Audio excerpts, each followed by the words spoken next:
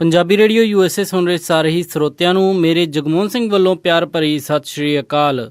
ਅੱਜ 26 ਜੂਨ ਦਿਨ ਐਤਵਾਰ ਪ੍ਰੋਗਰਾਮ ਲੈ ਕੇ ਹਾਜ਼ਰ ਹਾਂ ਅਪਡੇਟ ਅਮਰੀਕਾ, ਜਿਸ ਦੇ ਵਿੱਚ ਤੁਹਾਨੂੰ ਵਰਲਡ ਦੀਆਂ ਨਿਊਜ਼, ਅਮਰੀਕਾ ਦੀਆਂ ਨਿਊਜ਼ ਅਤੇ ਮੌਸਮ ਦੇ ਬਾਰੇ ਜਾਣਕਾਰੀ ਦੇਵਾਂਗੇ। ਖਬਰਾਂ ਦੀ ਸ਼ੁਰੂਆਤ ਕਰਨ ਤੋਂ ਪਹਿਲਾਂ ਅਸੀਂ ਧੰਨਵਾਦ ਕਰਨਾ ਚਾਹੁੰਦੇ ਹਾਂ ਆਪਣੇ ਸਪਾਂਸਰ ਦਾ, ਜਿਨ੍ਹਾਂ ਨੇ ਅੱਜ ਦੇ ਇਸ ਪ੍ਰੋਗਰਾਮ ਦੇ ਵਿੱਚ ਸਹਿਯੋਗ ਪਾਇਆ। ਅੱਜ ਦੇ ਇਸ ਪ੍ਰੋਗਰਾਮ ਦੇ ਸਪਾਂਸਰਜ਼ ਹਨ ਖਾਲਸਾ ਇੰਸ਼ੋਰੈਂਸ ਏਜੰਸੀ ਵਾਲੇ ਸੈਨ ਹੋਜ਼ੇ ਤੋਂ, ਜੋ ਕਿ ਹਰ ਪ੍ਰਕਾਰ ਦੀ ਇੰਸ਼ੋਰੈਂਸ ਕਰਦੇ ਹਨ ਅਤੇ ਕਿਸੇ ਵੀ ਤਰ੍ਹਾਂ ਦੀ ਇੰਸ਼ੋਰੈਂਸ ਦੀ ਜਾਣਕਾਰੀ ਦੇ ਲਈ ਤੁਸੀਂ ਇਹਨਾਂ ਨੂੰ ਸੰਪਰਕ ਕਰ ਸਕਦੇ ਹੋ 408-272-2500 ਤੇ। ਇਸ ਦੇ ਨਾਲ ਸੰਤੋਖ ਸਿੰਘ ਬਾਸੀ, ਪਰਮਜੀਤ ਕੌਰ ਜੀ ਬਾਸੀ ਫਰੀਮੌਂਟ ਤੋਂ, ਮਨਜੀਤ ਸਿੰਘ ਨਰਿੰਦਰ ਕੌਰ ਕੁਲਾਰ ਜੀ ਕਲੋਵਿਸ ਤੋਂ ਅਤੇ ਗਿਆਨ ਸਿੰਘ ਨਾਗਰਾ ਜੀ ਸੈਨ ਹੋਜ਼ੇ ਤੋਂ। ਜੇਕਰ ਤੁਸੀਂ ਵੀ ਇਸ ਪ੍ਰੋਗਰਾਮ ਨੂੰ ਜਾਂ ਪੰਜਾਬੀ ਰੇਡੀਓ USA ਦੇ ਕਿਸੇ ਵੀ ਹੋਰ ਪ੍ਰੋਗਰਾਮ ਨੂੰ ਸਪਾਂਸਰ ਕਰਨਾ ਚਾਹੁੰਦੇ ਹੋ ਤਾਂ ਤੁਸੀਂ ਕਾਲ ਕਰ ਸਕਦੇ ਹੋ 408-722-7698 ਤੇ, ਜਾਂ ਫਿਰ ਸਾਨੂੰ ਈਮੇਲ ਕਰ ਸਕਦੇ ਹੋ ਸਾਡੇ ਈਮੇਲ ਐਡਰੈਸ info@punjabiradiousa.com ਤੇ। ਹੁਣ ਵਧਦੇ ਹਾਂ ਜੀ ਅੱਜ ਦੀ ਪਹਿਲੀ ਖਬਰ ਵੱਲ। ਯਮਨ ਦੇ ਵਿੱਚ ਸੈਨਿਕਾਂ ਅਤੇ ਸ਼ੀਆ ਵਿਦਰੋਹੀਆਂ ਵਿਚਾਲੇ ਸੰਘਰਸ਼ ਦੇ ਵਿੱਚ 41 ਲੋਕਾਂ ਦੀ ਮੌਤ ਹੋ ਗਈ ਹੈ, ਜਦਕਿ ਸੰਯੁਕਤ ਰਾਸ਼ਟਰ ਪ੍ਰਮੁੱਖ ਬਾਨ ਕੀ ਮੂਨ ਨੇ ਕੁਵੈਤ ਦੇ ਵਿਰੋਧੀ ਗੁੱਟਾਂ ਦੇ ਨਾਲ ਸ਼ਾਂਤੀ ਯੋਜਨਾ ਸਵੀਕਾਰ ਕਰਨ ਦੀ ਅਪੀਲ ਕੀਤੀ ਹੈ। ਈਰਾਨ ਦੇ ਦੁਆਰਾ ਸਮਰਥਨ ਪ੍ਰਾਪਤ ਵਿਦਰੋਹੀਆਂ ਅਤੇ ਰਾਸ਼ਟਰਪਤੀ ਵਿਚਾਲੇ ਸੰਯੁਕਤ ਰਾਸ਼ਟਰ ਦੀ ਕੋਸ਼ਿਸ਼ ਤੋਂ ਸ਼ੁਰੂ ਹੋਈ ਵਾਰਤਾ ਕੋਈ ਉਪਲਬਧੀ ਹਾਸਿਲ ਨਹੀਂ ਕਰ ਸਕੀ। ਵਿਦਰੋਹੀਆਂ ਅਤੇ ਸਾਬਕਾ ਰਾਸ਼ਟਰਪਤੀ ਅਲੀ ਅਬਦੁੱਲਾ ਦੇ ਵਫਾਦਾਰ ਸੈਨਿਕਾਂ ਨੇ ਸਾਲ 2014 ਤੋਂ ਦੇਸ਼ ਦੇ ਬਹੁਤ ਵੱਡੇ ਹਿੱਸੇ ਦੇ ਉੱਤੇ ਕਬਜ਼ਾ ਜਮਾਇਆ ਹੋਇਆ ਸੀ। ਰਾਜਧਾਨੀ ਸਣਾ ਸਮੇਤ ਕਈ ਵਿਸ਼ਾਲ ਇਲਾਕੇ ਦੇ ਵਿੱਚ ਉਹਨਾਂ ਦਾ ਕਬਜ਼ਾ ਹੈ। ਸੰਯੁਕਤ ਰਾਸ਼ਟਰ ਦੇ ਵਿਸ਼ੇਸ਼ ਦੂਤ ਓਲਡ ਚੀਕ ਅਹਿਮਦ ਨੇ ਇਸ ਸੰਘਰਸ਼ ਨੂੰ ਖਤਮ ਕਰਨ ਲਈ ਦੋਵਾਂ ਪੱਖਾਂ ਨੂੰ ਆਪਣੇ ਰੁਖ ਤੋਂ ਪਿੱਛੇ ਹਟਣ ਦੀ ਵਾਰ-ਵਾਰ ਅਪੀਲ ਕੀਤੀ। ਮਾਰਚ 2015 ਤੋਂ ਲੈ ਕੇ ਇਸ ਸੰਘਰਸ਼ ਦੇ ਵਿੱਚ 6400 ਤੋਂ ਵੀ ਵੱਧ ਲੋਕਾਂ ਦੀ ਜਾਨ ਜਾ ਚੁੱਕੀ ਹੈ ਅਤੇ 28 ਲੱਖ ਲੋਕ ਬੇਘਰ ਹੋ ਚੁੱਕੇ ਹਨ। ਇੱਕ ਫੌਜੀ ਅਧਿਕਾਰੀ ਨੇ ਕਿਹਾ ਕਿ ਵਿਦਰੋਹੀਆਂ ਨੇ ਦੱਖਣੀ ਪ੍ਰਾਂਤ ਲਾਜ ਦੇ ਵਿੱਚ ਰਣਨੀਤਿਕ ਰੂਪ ਨਾਲ ਮਹੱਤਵਪੂਰਨ ਹਵਾਈ ਠਿਕਾਣੇ ਵੱਲ ਵਧਣ ਦਾ ਯਤਨ ਜਾਰੀ ਰੱਖਿਆ ਹੈ। ਅਧਿਕਾਰੀਆਂ ਨੇ ਦੱਸਿਆ ਕਿ 11 ਵਿਦਰੋਹੀ ਮਾਰੇ ਗਏ ਹਨ, ਜਦ ਸਾਊਦੀ ਅਰਬ ਦੇ ਲੜਾਕੂ ਜਹਾਜ਼ਾਂ ਨੇ ਉਹਨਾਂ ਤੇ ਕੁਵੈਤਾ ਤੇ ਕਿਸ਼ ਦੇ ਵਿੱਚ ਹਮਲਾ ਕੀਤਾ।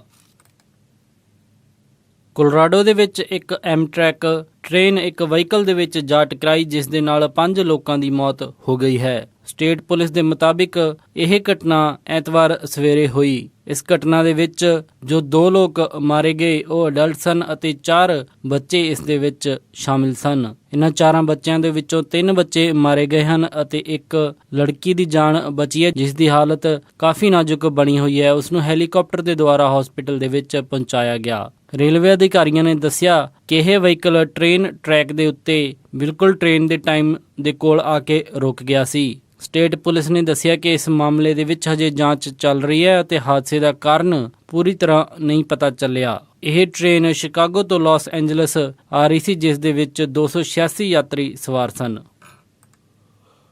ਇਰਾਕੀ ਆਰਮੀ ਨੇ US 에ਅਰ ਸਟ੍ਰਾਈਕਸ ਦੀ ਮਦਦ ਦੇ ਨਾਲ ਫਲੂਜਾ ਸ਼ਹਿਰ ਨੂੰ ਆਈਸਿਸ ਦੇ ਕਬਜ਼ੇ ਹੇਠੋਂ ਛੁਡਾ ਲਿਆ ਹੈ। ਆਈਸਿਸ ਨੇ ਇਸ ਸ਼ਹਿਰ ਦੇ ਉੱਤੇ 2014 ਦੇ ਵਿੱਚ ਕਬਜ਼ਾ ਜਮਾਇਆ ਸੀ ਅਤੇ ਉਸ ਤੋਂ ਬਾਅਦ ਇਹ ਸ਼ਹਿਰ ਆਈਸਿਸ ਦੀ ਗਤੀਵਿਧੀਆਂ ਦਾ ਗੜ੍ਹ ਬਣਿਆ ਹੋਇਆ ਸੀ। ਜਾਣਕਾਰ ਦੱਸਦੇ ਹਨ ਕਿ ਆਈਸਿਸ ਦੀ ਲੜਾਈ ਦੇ ਲਈ ਰਣਨੀਤੀ ਤੌਰ ਦੇ ਉੱਤੇ ਵੀ ਇਹ ਸ਼ਹਿਰ ਉਹਨਾਂ ਨੂੰ ਕਾਫੀ ਮਦਦ ਕਰਦਾ ਸੀ। ਆਈਸਿਸ ਦੇ ਖਿਲਾਫ ਚੱਲ ਰਹੀ ਲੜਾਈ ਦੇ ਵਿੱਚ ਇਰਾਕੀ ਆਰਮੀ ਨੇ ਪਹਿਲਾਂ ਵੀ ਮੋਜ਼ਲ ਅਤੇ ਕਈ ਹੋਰ ਸ਼ਹਿਰ ਆਈਸਿਸ ਦੇ ਕਬਜ਼ੇ ਦੇ ਹੇਠੋਂ ਛੁਡਵਾਏ ਹਨ। ਕਈ ਮਹੀਨਿਆਂ ਤੋਂ ਚੱਲਦੀ ਆ ਰਹੀ ਇਸ ਪਲੈਨਿੰਗ ਦੇ ਵਿੱਚ ਇਸ ਸ਼ਹਿਰ ਨੂੰ ਆਈਸਿਸ ਦੇ ਕਬਜ਼ੇ ਤੋਂ ਛੁਡਾਉਣ ਦੇ ਲਈ ਤਕਰੀਬਨ 2 ਹਫ਼ਤੇ ਦਾ ਸਮਾਂ ਲੱਗ ਗਿਆ। ਇਰਾਕੀ ਆਰਮੀ ਹੁਣ ਸ਼ਹਿਰ ਦੇ ਵਿੱਚ ਆਈਸਿਸ ਦੁਆਰਾ ਪਲਾਂਟ ਗਏ ਬੰਬਸ ਨੂੰ ਡਿਸਆਰਮ ਕਰ ਰਹੀ ਹੈ। ਸ਼ਹਿਰ ਦੇ ਵਿੱਚ ਇੱਕਾ ਦੁੱਕਾ ਅੱਤਵਾਦੀ ਨੁੱਕਰਾਂ ਦੇ ਵਿੱਚ ਲੁਕੇ ਹੋਏ ਹਨ, ਜੋ ਸਮੇਂ-ਸਮੇਂ ਸਿਰ ਹਮਲਾ ਕਰਨ ਦੀ ਕੋਸ਼ਿਸ਼ ਕਰਦੇ ਹਨ। ਆਈਸਿਸ ਦੇ ਖਿਲਾਫ ਇਸ ਲੜਾਈ ਦੇ ਵਿੱਚ ਤਕਰੀਬਨ 85,000 ਸ਼ਹਿਰ ਦੇ ਨਿਵਾਸੀਆਂ ਨੂੰ ਸ਼ਹਿਰ ਤੋਂ ਬਾਹਰ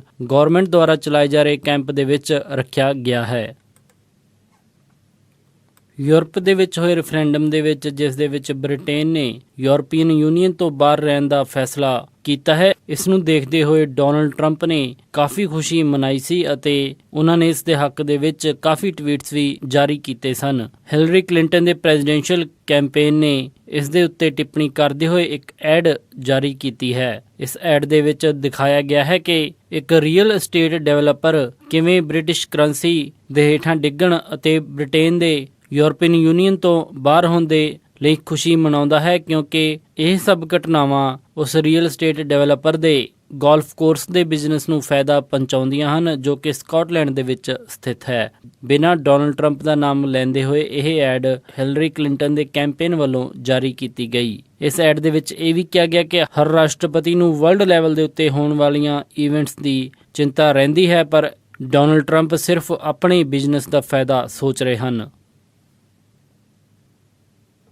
ਸੈਕਰਾਮੈਂਟੋ ਦੇ ਵਿੱਚ ਹੋਈ ਇੱਕ ਰੈਲੀ ਦੇ ਦੌਰਾਨ 7 ਲੋਕ ਜ਼ਖਮੀ ਹੋ ਗਏ ਹਨ। ਸੈਕਰਾਮੈਂਟੋ ਦੇ ਵਿੱਚ ਇੱਕ ਵਾਈਟ ਸੁਪਰਮੇਸਿਸਟ ਗਰੁੱਪ ਅਤੇ ਕਾਊਂਟਰ ਪ੍ਰੋਟੈਸਟਰਸ ਦੇ ਗਰੁੱਪ ਦੀ ਆਪਸ ਦੇ ਵਿੱਚ ਭਿੜੰਤ ਹੋ ਗਈ, ਜਿਸ ਦੇ ਵਿੱਚ 7 ਲੋਕਾਂ ਨੂੰ ਸੱਟਾਂ ਵੱਜੀਆਂ ਹਨ। ਇਹਨਾਂ 7 ਨੂੰ ਹਸਪੀਟਲ ਦੇ ਵਿੱਚ ਪਹੁੰਚਾ ਦਿੱਤਾ ਗਿਆ ਹੈ। ਦੱਸਿਆ ਜਾ ਰਿਹਾ ਹੈ ਕਿ ਇਹਨਾਂ 7 ਦੇ ਵਿੱਚੋਂ 2 ਲੋਕਾਂ ਨੂੰ ਗੰਭੀਰ ਸੱਟਾਂ ਵੱਜੀਆਂ ਹਨ। ਸੈਕਰਾਮੈਂਟੋ ਦੇ ਫਾਇਰ ਡਿਪਾਰਟਮੈਂਟ ਦੇ ਸਪੋਕਸਮੈਨ ਕ੍ਰਿਸ ਹਾਰਵੇ ਨੇ ਦੱਸਿਆ ਕਿ ਇਹ ਘਟਨਾ ਦੇ ਉੱਤੇ ਕਾਫੀ ਭਗਦੜ ਮਚ ਗਈ ਸੀ ਅਤੇ ਇਹ ਸਾਫ਼ ਨਹੀਂ ਹੈ ਕਿ ਇਹਨਾਂ 7 ਨੂੰ ਸੱਟਾਂ ਵੱਜੀਆਂ ਹਨ, ਪਰ ਉਹਨਾਂ ਦੀ ਜਾਣਕਾਰੀ ਦੇ ਅਨੁਸਾਰ 7 ਲੋਕਾਂ ਨੂੰ ਹਸਪੀਟਲ ਦੇ ਵਿੱਚ ਲੈ ਕੇ ਜਾਇਆ ਗਿਆ ਹੈ। ਟ੍ਰੈਡੀਸ਼ਨਲਿਸਟ ਵਰਕਰ ਪਾਰਟੀ, ਜੋ ਕਿ ਆਪਣੇ ਆਪ ਨੂੰ ਇੱਕ ਵਾਈਟ ਨੈਸ਼ਨਲਿਸਟ ਗਰੁੱਪ ਦੱਸਦੀ ਹੈ, ਉਸਨੇ ਸਟੇਟ ਕੈਪੀਟਲ ਦੇ ਵਿੱਚ ਇੱਕ ਰੈਲੀ ਕੱਢਣ ਦੇ ਲਈ ਪਰਮਿਟ ਲਿਆ ਸੀ। ਉੱਥੇ ਹੀ ਇੱਕ ਹੋਰ ਗਰੁੱਪ ਪਹੁੰਚਿਆ ਜੋ ਕਿ ਉਹਨਾਂ ਨੂੰ ਉਹ ਰੈਲੀ ਬੰਦ ਕਰਨ ਦੇ ਲਈ ਕਹਿ ਰਿਹਾ ਸੀ। ਉਸ ਤੋਂ ਬਾਅਦ ਦੋਨਾਂ ਗਰੁੱਪਸ ਦੇ ਵਿਚਕਾਰ ਆਪਸ ਦੇ ਵਿੱਚ ਭਿੜੰਤ ਹੋ ਗਈ।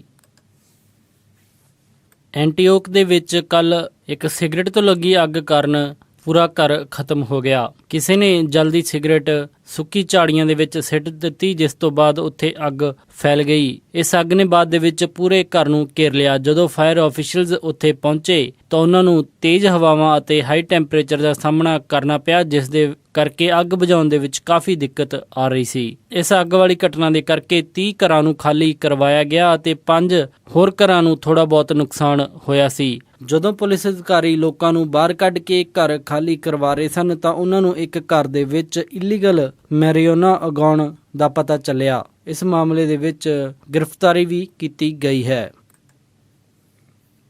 ਨਿਊ ਜਰਸੀ ਦੇ ਵਿੱਚ ਇੱਕ 5 ਸਾਲ ਦੇ ਮੁੰਡੇ ਨੇ ਆਪਣੇ ਛੋਟੇ ਭਰਾ ਨੂੰ ਗੋਲੀ ਮਾਰ ਦਿੱਤੀ। ਆਪਸ ਦੇ ਵਿੱਚ ਖੇਡਦੇ ਸਮੇਂ ਵੱਡੇ ਭਰਾ ਨੇ ਛੋਟੇ ਭਰਾ ਨੂੰ ਗੋਲੀ ਮਾਰ ਦਿੱਤੀ ਜਦੋਂ ਉਹ ਆਪਣੀ ਮਾਂ ਦੀ ਗਨ ਦੇ ਨਾਲ ਖੇਡ ਰਹੇ ਸਨ। ਅਥਾਰਟੀਜ਼ ਨੇ ਦੱਸਿਆ ਕਿ ਇਹ ਸ਼ੂਟਿੰਗ ਇੱਕ ਐਕਸੀਡੈਂਟ ਸੀ, ਪਰ ਇਸ ਮਾਮਲੇ ਦੇ ਵਿੱਚ ਉਹਨਾਂ ਦੀ ਮਾਂ ਨੂੰ ਗ੍ਰਿਫਤਾਰ ਕੀਤਾ ਗਿਆ ਹੈ ਅਤੇ ਉਸ ਦੇ ਉੱਤੇ ਮੁਕੱਦਮਾ ਚਲਾਇਆ ਜਾਵੇਗਾ। ਗੋਲੀ ਲੱਗਣ ਤੋਂ ਬਾਅਦ ਬੱਚੇ ਨੂੰ ਨਿਊਯਾਰਕ ਦੇ ਵਿੱਚ ਯੂਨੀਵਰਸਿਟੀ ਹਸਪੀਟਲ ਦੇ ਵਿੱਚ ਲੈ ਕੇ ਜਾਇਆ ਗਿਆ, ਪਰ ਬਾਅਦ ਦੇ ਵਿੱਚ ਉੱਥੇ ਉਸ ਨੂੰ ਮਰਿਆ ਘੋਸ਼ਿਤ ਕਰ ਦਿੱਤਾ ਗਿਆ। ਪੁਲਿਸ ਨੇ ਉਹਨਾਂ ਦੀ ਮਾਂ, ਜਿਸ ਦੀ ਕਿ ਉਮਰ 22 ਸਾਲ ਹੈ ਤੇ ਉਸ ਦਾ ਨਾਮ ਇਤਿਆਨਾ ਸਪਰੂਇਲ ਹੈ, ਉਸ ਨੂੰ ਗ੍ਰਿਫਤਾਰ ਕੀਤਾ ਹੈ। ਪੁਲਿਸ ਅਧਿਕਾਰੀਆਂ ਨੇ ਦੱਸਿਆ ਕਿ ਇਤਿਆਨਾ ਦਾ ਪਹਿਲਾਂ ਵੀ ਕ੍ਰਿਮੀਨਲ ਰੈਕੋਰਡ ਰਹਿ ਚੁੱਕਿਆ ਹੈ ਤੇ ਉਹ ਕਈ ਵਾਰ ਜੇਲ੍ਹ ਜਾ ਚੁੱਕੀ ਹੈ।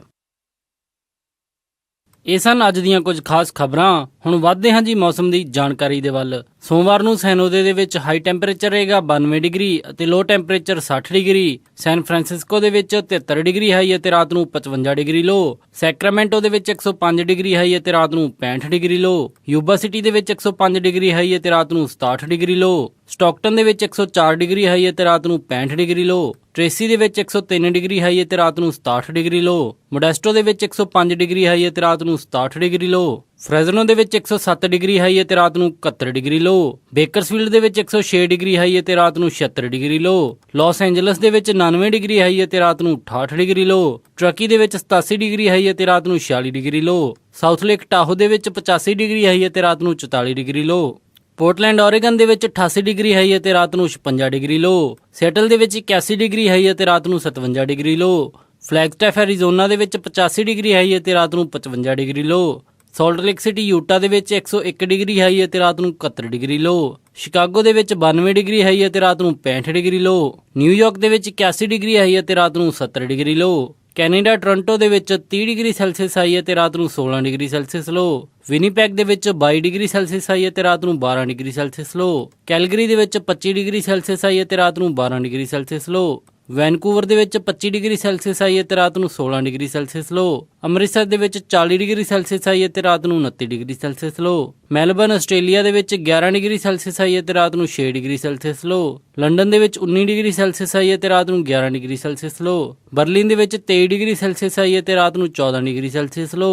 ਪੈਰਿਸ ਦੇ ਵਿੱਚ 21 ਡਿਗਰੀ ਸੈਲਸੀਅਸ ਹਾਈ ਅਤੇ ਰਾਤ ਨੂੰ 11 ਡਿਗਰੀ ਸੈਲਸੀਅਸ ਲੋ ਰਹੇਗਾ ਜੀ। ਇਹ ਸੀ ਜੀ ਮੌਸਮ ਦੀ ਜਾਣਕਾਰੀ। ਅੱਜ ਵੀਕਐਂਡ ਹੋਣ ਕਾਰਨ ਸਟਾਕ ਮਾਰਕੀਟ ਬੰਦ ਰਹੀ। ਅਗਲੀ ਸਾਰੀ ਸਟਾਕ ਮਾਰਕੀਟ ਦੀ ਇਨਫੋਰਮੇਸ਼ਨ ਮਿਲੇਗੀ ਜੀ ਸੋਮਵਾਰ ਦੇ ਅੰਕ ਵਿੱਚ। ਇਸੇ ਦੇ ਨਾਲ ਅੱਜ ਦਾ ਇਹ ਖਬਰਾਂ ਦਾ ਬੁਲੇਟਿਨ ਇੱਥੇ ਹੀ ਸਮਾਪਤ ਕਰਦੇ ਹਾਂ ਜੀ। ਇਜਾਜ਼ਤ ਦਿਓ। ਉਮੀਦ ਹੈ ਕਿ ਤੁਹਾਨੂੰ ਅੱਜ ਦਾ ਇਹ ਪ੍ਰੋਗਰਾਮ ਪਸੰਦ ਆਇਆ ਹੋਵੇਗਾ। ਕਿਸੇ ਵੀ ਤਰ੍ਹਾਂ ਦੇ ਫੀਡਬੈਕ ਦੇ ਲਈ ਤੁਸੀਂ ਸਾਨੂੰ ਕਾਲ ਕਰ ਸਕਦੇ ਹੋ 408 272 5200 ਤੇ, ਜਾਂ ਫਿਰ ਈਮੇਲ ਕਰ ਸਕਦੇ ਹੋ ਸਾਡੇ ਈਮੇਲ ਐਡਰੈਸ info@punjabiradiousa.com ਤੇ। ਇੱਕ ਵਾਰੀ ਫਿਰ ਸਾਰੇ ਹੀ ਸਪਾਂਸਰ ਦਾ ਬਹੁਤ-ਬਹੁਤ ਧੰਨਵਾਦ। ਮਿਲਦੇ ਹਾਂ ਜੀ ਅਪਡੇਟ ਅਮਰੀਕਾ ਦੇ ਅਗਲੇ ਅੰਕ ਵਿੱਚ। ਤਦ ਤੱਕ ਲਈ ਸਾਰਿਆਂ ਨੂੰ ਪਿਆਰ ਅਤੇ ਸਤਿਕਾਰ ਭਰੀ ਸਤਿ ਸ਼੍ਰੀ ਅਕਾਲ। ਸੁਣਦੇ ਰਹੋ ਜੀ ਪੰਜਾਬੀ ਰੇਡੀਓ USA।